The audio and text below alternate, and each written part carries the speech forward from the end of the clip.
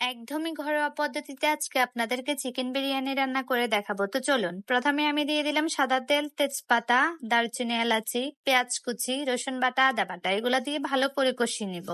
তারপরে আমি মাংসের জন্য কিছু মসলা এড করব। মরিচের গুঁড়া, ধনিয়ার গুঁড়া, জিরার গুঁড়া। আমি শুধু হলুদটা দিলাম না। হলুদটা স্কিপ করে গেলাম। আমি কাঁচা মরিচে দিব না। কারণ আমি মরিচের গুঁড়াটা ভালো করে দিয়ে দিয়েছি।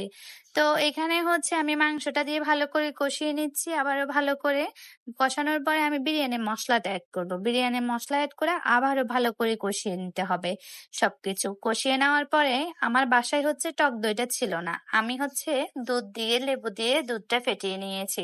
তারপরে হচ্ছে আবার কষিয়ে নিয়েছি মাংসটা। কষিয়ে নেওয়ার পরে চালটা দিয়ে দিতে হবে। চালটা দিয়ে দেওয়ার পরে ভালো করে ভেজে নিতে হবে। ওই যে যেভাবে আপনারা পোলাও ভেজে নেন তেলের উপরে ঘিয়ের উপরে ওইভাবে। তো এভাবে করে নিয়ে আপনারা ফুটন্ত গরম পানি দিয়ে দিবেন। ফুটন্ত গরম পানি হচ্ছে চালের ডাবল পানি দিতে হবে। পানির পরিমাণটা যদি ঠিক হয় তাহলে বিরিয়ানি বলেন বা পোলাও বলেন সবকিছুই ঠিক হয়।